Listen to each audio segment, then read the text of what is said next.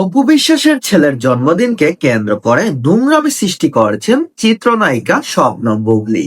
কিছুদিন আগে দেখা গেছে চিত্রনায়িকা অপু বিশ্বাস এবং তার বড় ছেলে শের আব্রাহাম খান জয় শাকিব খানের বাসায় অবস্থান করছিলেন এবং সেখানে হাজির হয়েছেন অপু বিশ্বাসও।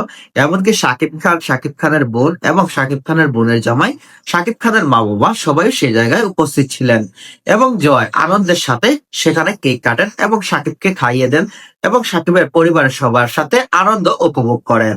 এমনকি সেই ছবিগুলো অপবিশ্বাস যখন সামাজিক যোগাযোগ মাধ্যমে শেয়ার করেন, সেখান থেকেই সেই ছবিগুলোকে নিয়ে শবনম বুবলী এবং তার ভক্তরা সেই ছবিগুলো নিয়ে নোংরামি সৃষ্টি করেছে।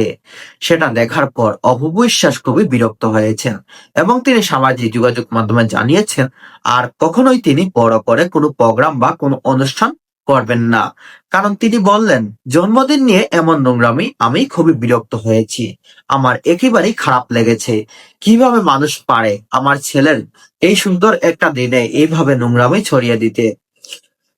এদিকে দেখা যাচ্ছে, অনেক দিকে শোনা যাচ্ছে শাকিব খানের সাথে ফের এক ঘরে থাকতে যাচ্ছেন চিত্রনায়িকা অপু বিশ্বাস।